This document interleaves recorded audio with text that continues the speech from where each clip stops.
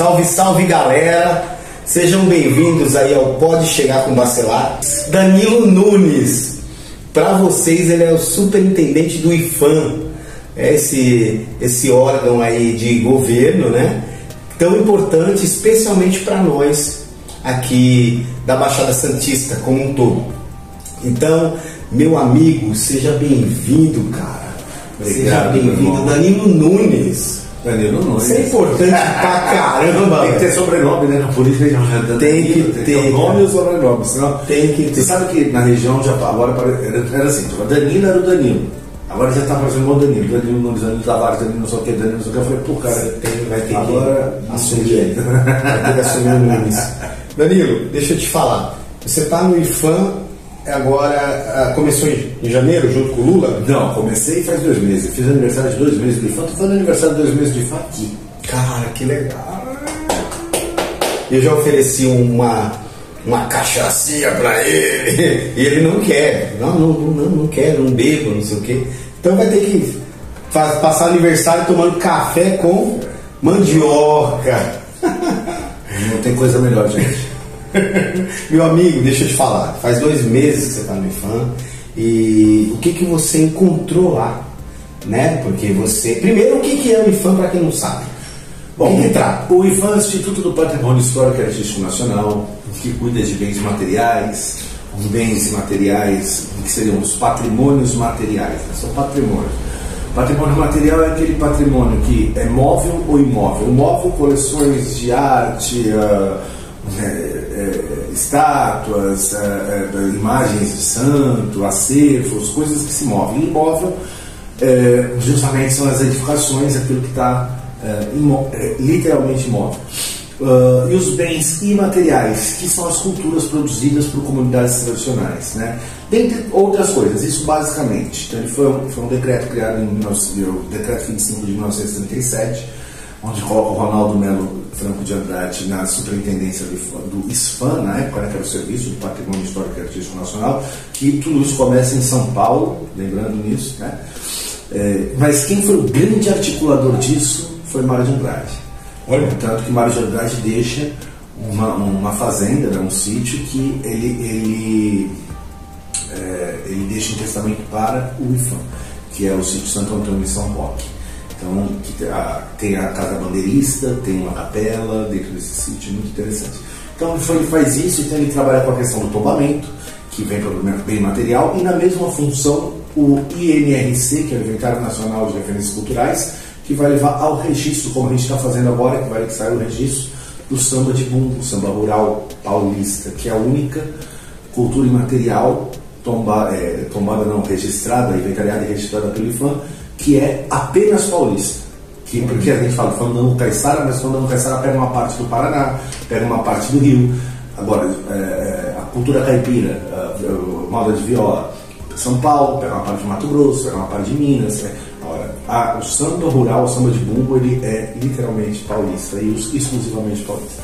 Então, isso faz o IPHAN, além das vistorias, de vistoriar, licenciamento, a questão ambiental, que o IPHAN participa disso também, né? Arqueologia, então um órgão muito complexo, né? Muito complexo. Para ter uma noção, 70% dos licenciamentos de todo o Brasil estão em São Paulo. Então tu imagina a demanda da equipe de arqueologia do IPHAN. Nossa, cara. E hoje, assim, quando você assume o IPHAN e tem toda essa gama de serviços, né? Que vai de arqueologia até patrimônio religioso, histórico, enfim. Qual é o tamanho da equipe hoje que você coordena? A gente tem mais ou menos 50, 54 entre servidores concursados e terceirizados. Né? Um órgão muito técnico, um órgão que se encontra muitos técnicos. Inclusive, uma das questões de eu ter ido convidado para os superintendentes do IPHAN justamente é pela minha formação como historiador e antropólogo, além de ser músico e ator, mas sou historiador e antropólogo que trabalhei em boa parte da minha vida com pesquisas de campo em comunidades tradicionais. Cara, que loucura, velho. Que loucura. E antes de ir para o IPHAN, você estava atuando como? Bom, antes de ir para o IFAM, eu estava dando aula, estava trabalhando com pesquisas, né, de pesquisas de campo mesmo, de diálogo com comunidades, etc. Era o coordenador da festa do Divino Espírito Santo, de Caruaru, em Santos, trabalhando como professor da rede AMBO, de professor de História, e tocando, fazendo meus shows. Inclusive, antes, acho que menos de um mês antes de ir para o IFAM, eu fiz um show no Sesc que é uma homenagem ao Rolando Boldrin. Então, que bacana! E essa coisa da arte, ela é muito, assim, tem gente que já tem de berço, né? Como foi o despertar para a arte para você, assim? Porque pra gente ter um cara que, posso dizer que você cuida, é um cuidador da cultura de São Paulo, né? Você é um cara que cuida desde o patrimônio até incentiva essa coisa imaterial, enfim, você é o cara que pode tocar a nossa cultura para frente, histórica, religiosa, e também, enfim, mexe com a gente que é músico, que é artista, mexe com a vida de todos, cara, é muito incrível. O IFAM, assim como a Fundação Palmares, é uma autarquia federal que ela está atrelada diretamente ao Ministério, ela está dentro de um Ministério, que é o Ministério da Cultura. O Inelegível ele tinha colocado dentro do Ministério da Cidadania, depois do Ministério da Cultura, enfim, ele tem todos montados autarquias. Mas hoje a gente reconstruindo e refortalecendo, hoje ela dentro do Ministério da Cultura, que voltou com tudo, né? Justamente para a gente poder, porque assim, um povo sem cultura, né? É um povo sem identidade, é um povo sem entender esse processo. Então, ele é uma autarquia federal que está dentro do Ministério da Cultura, então sim, ele é um Ministério da Cultura, uma das representações do Ministério da Cultura em São Paulo, no estado de São Paulo. O IFAM é nacional, mas eu assumi a parte do estado de São Paulo, assim como meu amigo Alessandro Azevedo, que assumiu a representação do escritório técnico dos comitês de cultura, da representação do Ministério da Cultura no estado de São Paulo também. E você tem alguns representantes, inclusive no estado do Alessandro estão as leis Paulo Gustavo, todo esse processo de organizar as prefeituras.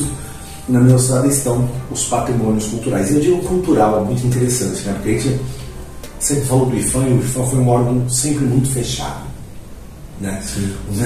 Meio distante, né? Meio distante da população. O que a gente vem buscando fazer é devolver o IFAM para a população, colocar o IFAM em contato com as pessoas, mostrar o que é o IFAM, fazer com que o IFAM esteja presente nos lugares, ir para a rua. E abrir a casa do IFAM, que fica ali na Angélica 626, que é a superintendência em São Paulo, abrir a casa do IFAM para as pessoas. Fizeram um arraiá recentemente. Eu vi. Assim, abrir. Fiquei doente, não vou falar a palavra aqui, mas eu falei, pô, o Danilo não me chamou, cara, podia ter ido cantar lá. Podia ter ido cantar lá. É um bem público, o IFAM é um bem público. E esse bem público, ele não é meu, a gente está, hoje eu estou como superintendente do IFAM, mas outros e outras superintendentes já passaram por ali, né? Então, assim, como outros e outras virão. Então a gente precisa preservar a partir da nossa casa, né? Bacana. Por aí. Bacana, cara, bacana. E aí hoje você está visitando a nossa cidade. Aqui nós temos um patrimônio riquíssimo, né? Itanhaém, segunda cidade do Brasil, e toda a história que as pessoas conhecem. E o nosso patrimônio vem se deteriorando com o tempo. A gente tem um convento que, enfim, ainda necessita de obras. A Igreja Matriz entra nesse contexto do cuidado do IFAM. Como é dividido isso? O que é parte da igreja? Por exemplo, o piso da igreja tá lá caindo pedaço, é goteira, é tudo. O que é parte da igreja e o que é parte do IFAM, do Instituto Federal? A gente tem o IFAM, que é um órgão, né, de preservação de patrimônio, de restauro, de cuidados, de zeladoria patrimonial e educação patrimonial federal. Temos também o estadual, no caso de São Paulo, que é o CONDEFAT. Inclusive, eu estou assumindo uma das cadeiras lá, fui convidado a assumir uma das cadeiras para o próximo biênio do CONDEFAT. E tem cada município, que o IFAM vem buscando hoje, e muito certamente, dialogar com os municípios para que cada município possa ter seus órgãos de defesa e conservação do patrimônio municipais. Isso vai ser Ou seja, Santos tem o Condepasa, São Paulo também tem órgão. Então tem várias cidades que já existem esses órgãos. Né? São Vicente está se organizando para ter esse órgão. Então isso é fundamental. O que acontece? O tombamento ele está na legislação. O que é o tombamento? É uma medida protetiva, uma medida de proteção. Então eu tenho um bem, eu tenho um patrimônio o patrimônio cultural. A gente trabalha com atribuição de valor, né? Então se atribui valor a alguma coisa que uma sociedade, que uma geração atribui o valor, né? Então a gente entende aquela atribuição de valor e vai fazer o levantamento e as pesquisas necessárias para que a gente entenda que aquilo foi relevante, ou municipal, ou estadual, ou nacional, ou nacionalmente. E aí, a gente tem aí, por exemplo, no caso de Itanhaém, tem um convento Nossa Senhora da Conceição. Sim, ele é tombado pelo IFAM e é tombado pelo CONDEFAT. Inclusive, há muitos anos existiu muito isso, tombado pelos 3 órgãos. Por exemplo, vou dar um exemplo para você de Santos, que foi de onde eu vim. Santos, a gente tem a Cadeia Velha. A Cadeia Velha é tombada pelo IFAM, tombada pelo CONDEFAT, tombada pelo CONDEPASA, ou seja, os 3 órgãos tombaram. Quando você tomba um patrimônio, você precisa, em conjunto com o órgão municipal, estadual e a sociedade civil, criar um plano de educação patrimonial, zeladoria patrimonial. Quando o IFAM tomba, ele não é que aquilo pertence ao IFAM, é que o IFAM tombou, assim como o CONDEFAT e como o órgão municipal. Aquilo fica protegido por lei. Se fosse certificado. Exatamente. Só que é o seguinte, protegido por lei, então qualquer mudança, alteração. E aí existe também, por isso o arquiteto, você tem uma poligonal, que é um perímetro ao redor daquele órgão, que tudo que for feito dentro daquela poligonal tem que ser comunicado ao órgão que tombou aquele lugar. Nossa. Então, assim, para a gente poder aprovar ou embargar uma obra futura que está sendo feita em determinado lugar, que é um entorno de um patrimônio ou dentro do patrimônio, porque, por exemplo, recentemente em Carapicuíba a gente tomba também, por exemplo, bens particulares, né? Então, Carapicuíba tem aldeia jesuítica, só que lá tem gente morando. E aí, por exemplo, deu um problema com o telhado, aí o cara começou a arrumar o telhado, só que ele é um patrimônio. Então a gente pediu para parar, não poderia, para a gente poder executar aquilo. Por quê? Porque é um patrimônio, você não tem como, a gente só mexe no patrimônio, qualquer alteração, ela tem que ser comunicada ao órgão de tombamento. Nossa. Entendeu? Então, agora, qual que é o papel do IFAM nisso, quando o IFAM toma um patrimônio? Sim, existe um orçamento do IFAM, né, que é um orçamento nacional, que todo final de ano, todas as superintendências, são 27 no Brasil, que são os estados, cada estado tem sua superintendência, vão fazer, né, planos de ação, que é os planos de ação que a gente chama de PA para o próximo ano. E aí a gente pede orçamento para a sede central Brasília, e aí a sede central aprova alguns orçamentos. Então, por exemplo, agora recentemente São Paulo acabou de aprovar o orçamento para Paranapiacaba, para o edifício incendiado. Então a gente encaminhou, está abrindo um processo para encaminhar essa verba para eles poderem fazer o restauro do edifício incendiado. E isso acontece em diversas instâncias e lugares que tem bem tombado, né? Então sim, o IFAM ele entra sim com restauro, ele entra assim, não que o IFAM restaure, né? Sim. Os técnicos mas apoia. Sim, ele apoia, ele media, ele faz esse processo, ele tem orçamento para isso. Então existe dentro desse pensamento,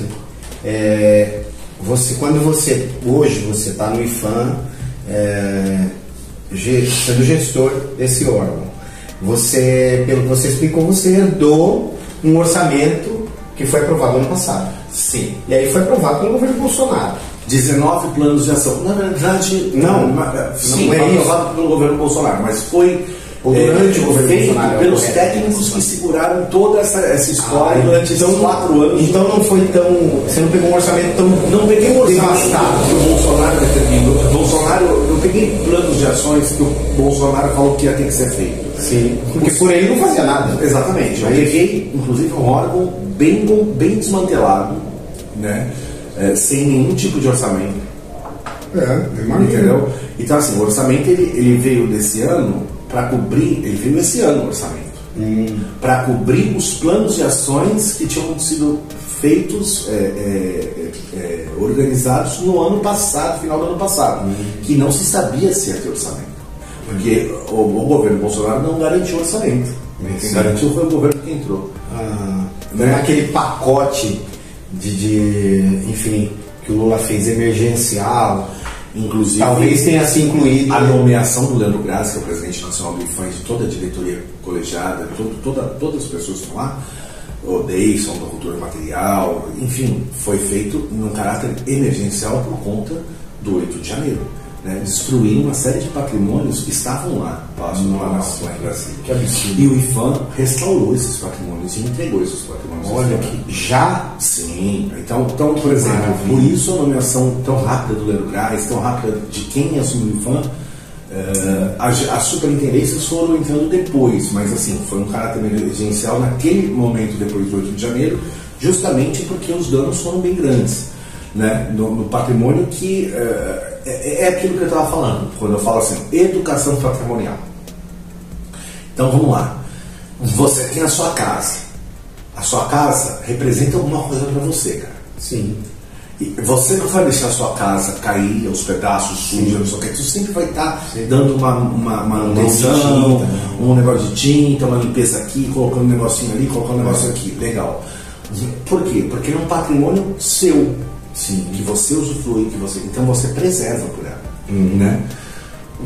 Inclusive, muitas vezes, principalmente assim, a gente preserva para que as próximas gerações, seus filhos, possam usufruir.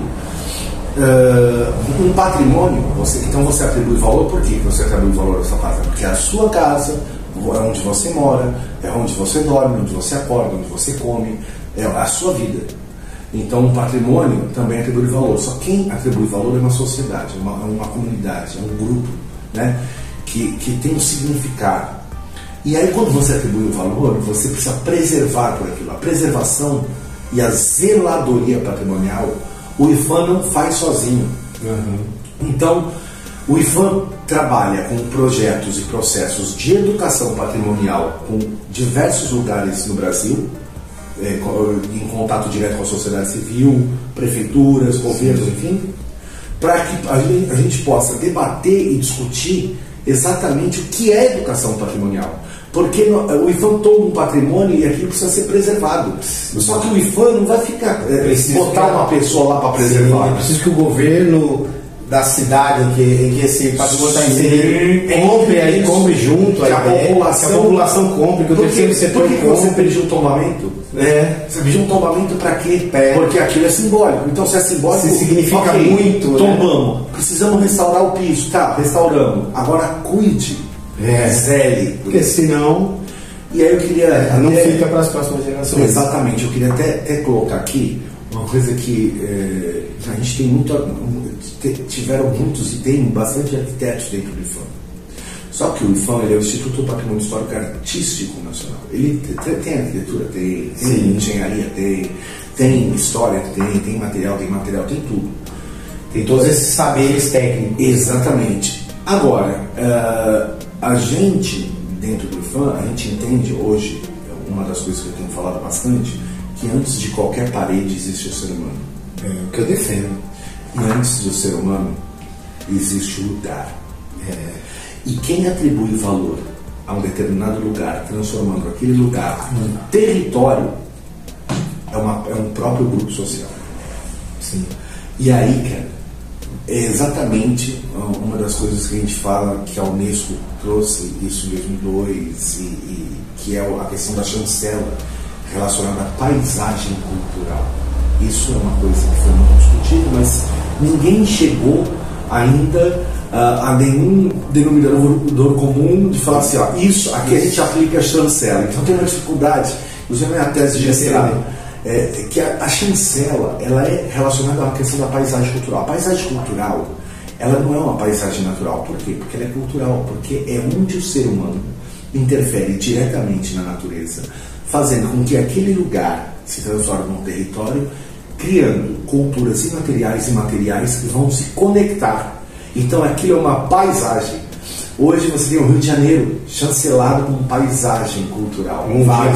Exatamente, mundial. Uma paisagem cultural mundial. Por conta dessa intervenção. Então isso é muito importante, você percebe que são várias. É muito grande, né? É muito grande. Eu queria saber o que vem, onde está o coração do Danilo, assim. É claro que o artista já tem isso nato, né? Essa paixão pela natureza, porque a natureza, a paisagem, que a gente vai descobrir ainda o que é, né? Tudo isso compõe o nosso jeito de viver. O artista tem um jeito de viver e um olhar para o mundo diferente das outras pessoas, né? Tanto que ele consegue representar isso através das suas obras, né? Então a gente tem, e cada artista tem um jeito diferente de ver. Todos somos muito parecidos, um pintor, um cantor, um ator, todos nós somos muito parecidos. Nós somos muito lúdicos, né? Então eu posso chutar que o Danilo gestor é formado pelo Danilo artista, mas a formação de ser humano do Danilo, né? Como é que surgiu o Danilo artista? De onde vem? Onde você já se apresentou? Como foi o começo da tua carreira? 25 anos atrás, eu comecei minha carreira. Como começa o Danilo? Música, teatro, veio tudo junto, um pouco de cada coisa. Tirando assim que eu prestei medicina, procuro candidatos, eu não entrei na USP, imagina, ia ser bom também. Foi o único ano que me chamaram a primeira lista de espera. Eu era a primeira lista de espera, se chamasse a primeira etapa. Mas aí depois ficou tudo, eu sou um médico frustrado. Então aí eu fui fazer medicina veterinária. Aí fiz 3 anos, parei, fui fazer história, aí fui fazer direito, depois formei história. Aí me formei em história. Puxa, que bom, né? Mas tudo relacionado à questão da medicina, por exemplo, porque eu fiz bastante, o artista ele se torna a arte é a medicina da alma, né, cara? Da alma para a alma. Cultura, todos nós somos produtores de cultura. Quando a gente fala assim, aquela pessoa não tem cultura, não produz cultura. Não existe, porque qualquer ser humano, quando organizado em sociedade, já é produtor de cultura. Agora, se ele é um artista, aí ele vai estudar arte, desenvolver, aí ele vai estudar arte, é outra coisa. Porque a gastronomia é cultura, o jeito que a gente cumprimenta é cultura, o jeito que a gente fala é cultura. Então, assim, agora, a arte é você pegar todas essas questões culturais e transformar em expressão para que você possa interpretar exatamente a condição humana, que é tudo que a gente vê, tudo que a gente aprende, tudo que a gente sente, né? Dentro de um processo chamado de endoculturação, que é tudo aquilo que quando a gente é inserido na sociedade, até o momento da nossa morte, a gente vai absorvendo e aprendendo, olhando, escutando, com todos os sentidos que a gente tem.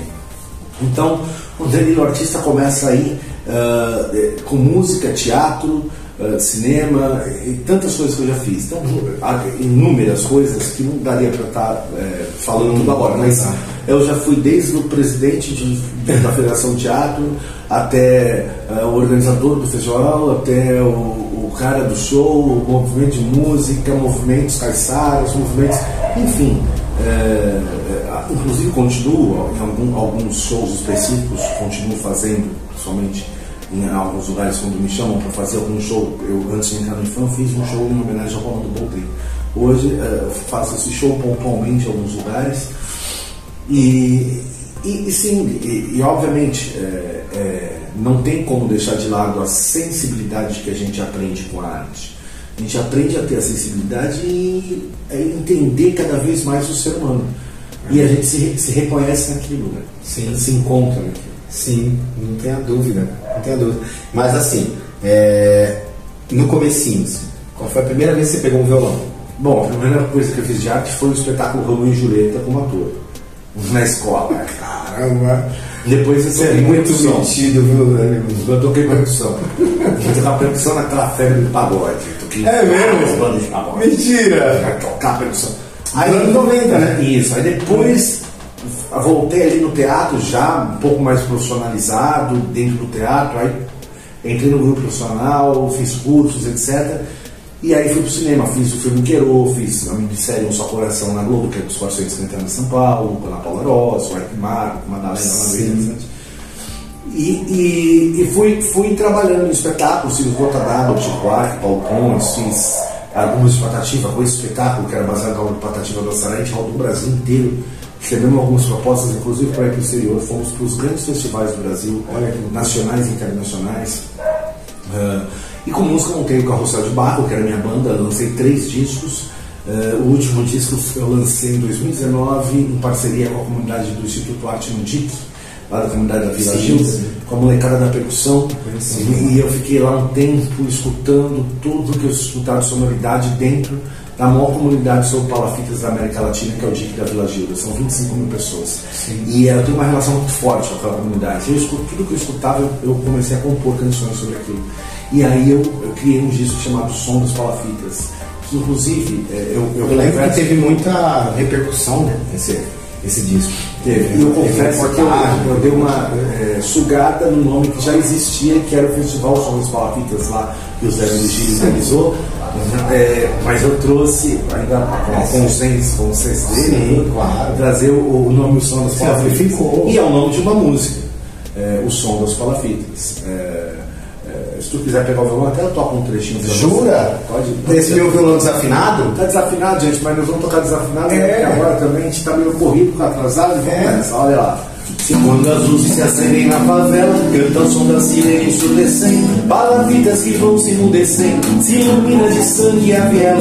É o mesmo enredo da novela, com uma trilha sonora de escopeta, se mostrando a verdadeira faceta do poder que esmaga a população, que é parte maior dessa nação, mas que convida só pra passageira. Olê, olê, olê.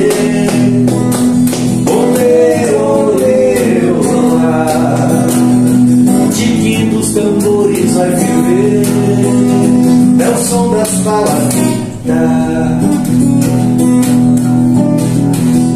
existindo no mundo na cidade, era um povo que tinha multidão, revelando sua situação, querendo uma vida de qualidade, afinhando algo de sonoridade, com enchente de balas e peladas, os meninos em suas pedaladas, que sonham através de suas batalhas, sair da prisão das suas migalhas e cantar a vida em liberdade. Olê, olê, olê, olê, olê, olá, de que os tambores vai ferver, é o som das palafitas. Que legal! E a métrica dessa música, inclusive, eu trago muito essa coisa do cordel, né? É a métrica. Quando as luzes se acendem na favela, canta o som da sirene ensurdecendo palafita. Com poeta, cantor de rua que da cidade nasceu, cante a cidade que é sua, que eu canto o sertão que é meu. Se aí você tem estudo, aqui Deus me ensinou tudo, sem de livro precisar. Por favor, não deixa aqui que eu também não mexo aí, cante lá que eu canto cá. É o Patativa da Saré. Então, você vê aí, o cordel já traz uma musicalidade. Nossa, como a gente é. A gente é o povo mais. Talvez o povo africano também, né? Mas a gente é o povo mais rico do mundo, será? A gente é a mistura de todos. Porque talvez por isso, né? Aliás, eu acho que sou muito bairrista. Transformou na mistura de todos os povos. Porque como a gente traz essa influência de todo mundo, né? Agora, não podemos esquecer que assim, tudo depende. Tem lugares que existiu uma mistura de povos por uma situação. Sim. Então, vou dar 2 exemplos. A colonização por povoamento, que foi o caso dos Estados Unidos, quando a Inglaterra foi povoar os Estados Unidos, então tudo que eles produziam ficava ali, tudo, enfim.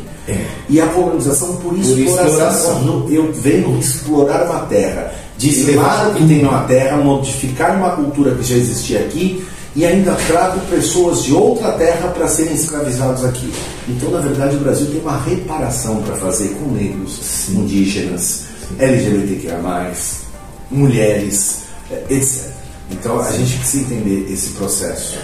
Eu falo que para ser negro no Brasil e conseguir um espaço, você haja vista pelo próprios espaços de poder, né? A dificuldade que a gente tem de ocupar espaços de poder. Eu falo que para ser negro no Brasil você não precisa ser grande, tem que ser gigante.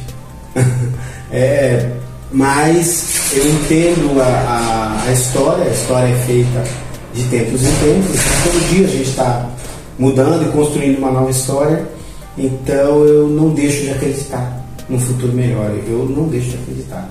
Danilo, eu não tenho como agradecer a tua visita à nossa cidade de Itanhaém, e eu quero pedir aqui de público, ajuda a nossa cidade.